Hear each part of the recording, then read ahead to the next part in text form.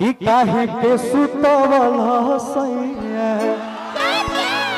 कि काहे के सुतवला सैया काठ के से जरिया। और जना के बहुत प्यार देनी, बहुत प्यार देनी आप सब। एक और गीत बा हाँ कि अपना बारे में पियावा कुछ ना बतावे। बड़ा सुंदर भाव देखी। पत्नी कहली भैया, पत्नी भाग के ससुरारी से भाग के अपना यार के लागे आ कहलस यार पे हैं मेरा पति तो ऐसा मिल गया है ना कि जब भी हम लोग मिलते हैं तो उसका क्वेश्चन बस एक ही रहता है कि जब तुम कुंवारी थी तो उस टाइम का सारा बात मुझे बताओ। जब ये बात जब पत्नी पूछती थी, जब पत्नी पूछे लागल तो पति देव कुछ ना बतौले, बेचारी रोत रहे। रोत आके कहलस राजे भैया से आके कहले भैया भाई काहे अतना रोवताड़ू। हाँ ये बोला कि कदरा के धोवताड़ू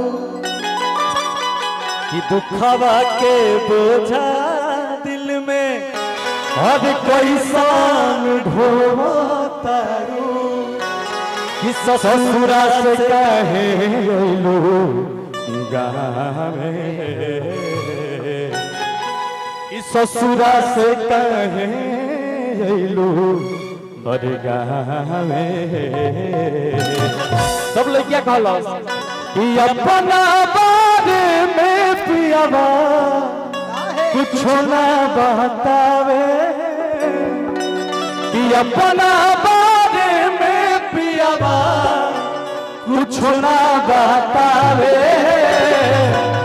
हमारा से जाने खातिर क्रिया धारावे, हमारा से जाने खातिर क्रिया धारावे, हमारा से जाने खातिर काहे तना रोवताड़ू कजरा के भोगताड़ू दुखवा के बोझा दिल में कैसन भैया भैया ससुरा भैया इस ससुरा से कहे अइलू हर गावे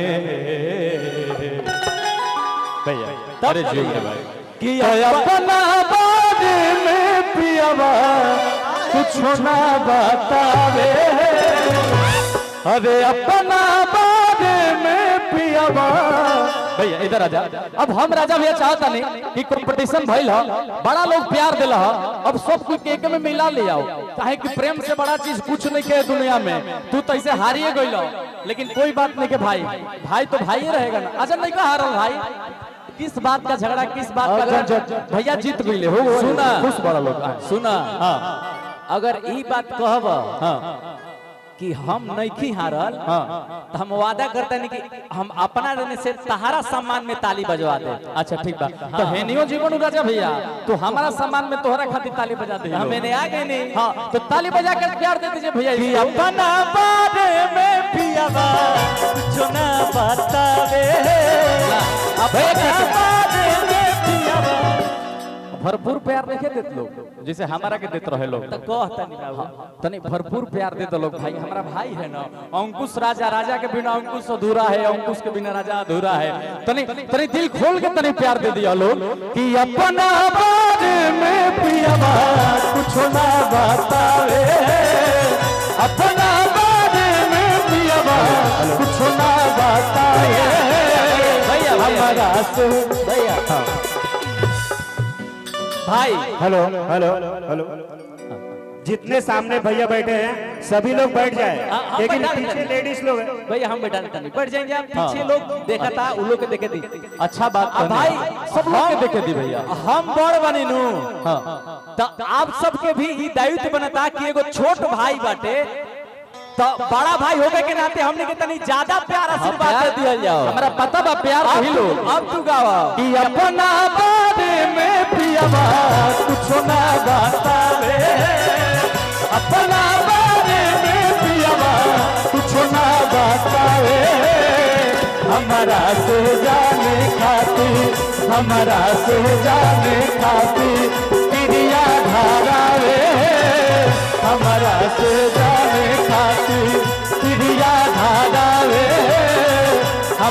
से जाने खातिर क्रिया धारा रे हमारा से जाने खातिर क्रिया धारा रे हमारा से जाने खातिर क्रिया धारा रे हमारा से जाने। बहुत बहुत धन्यवाद आप सबके, कमाल के आप सब बजाइनी। बड़ा तो बड़ा होता है क्या? हाँ, बड़ा तो बड़ा। एक बार ताली बजा दीजिए अपने सम्मान में। बहुत बहुत धन्यवाद, बहुत बहुत धन्यवाद। क्या बात है। अब तनी रिकॉर्डिंग लगाओ। हाँ, रेडी बा भाई। आप सब से रिक्वेस्ट बा, आप सब से आग्रह बा कि कल अंकुश राजा ऑफिशियल पर जाए सब है और बीबी के गुलाम जोन गाना 6:15 में कल सुबह रिलीज होता, वो सब उ गाना के आप सब ढेर सारा प्यार और आशीर्वाद। बिना कंपटीशन के एगो बात कहल चाहब, जोना तरीके से आप सब हमने दोनों भाई के प्यार आशीर्वाद देने ए पे हमारा दिल से एगो बात निकलता, फिर तो रिकॉर्डिंग बजबे करी, डांस सुखबे करी। आए हैं तेरे रहमत से खुशी का ये पैगाम है, आए हैं तेरे रहमत से खुशी का ये पैगाम है, आप सबके मोहब्बत से ही हमारा आज नाम है। आए हैं तेरे रहमत से खुशी का ये पैगाम है, आप सबके मोहब्बत से ही हमारा आज नाम है। अजब एहसास होता है दिल में, दी है खुशी जो आपने, यहाँ के स्वर्ग धरती को बारंबार प्रणाम है, बारंबार प्रणाम है। चुन की आप सब इतना प्यारा आशीर्वाद हमने दोनों भाई के देने, दिल से थैंक यू, बहुत बहुत धन्यवाद। Love you always. ये गाना बजा दे बात को। अब आओ एक बार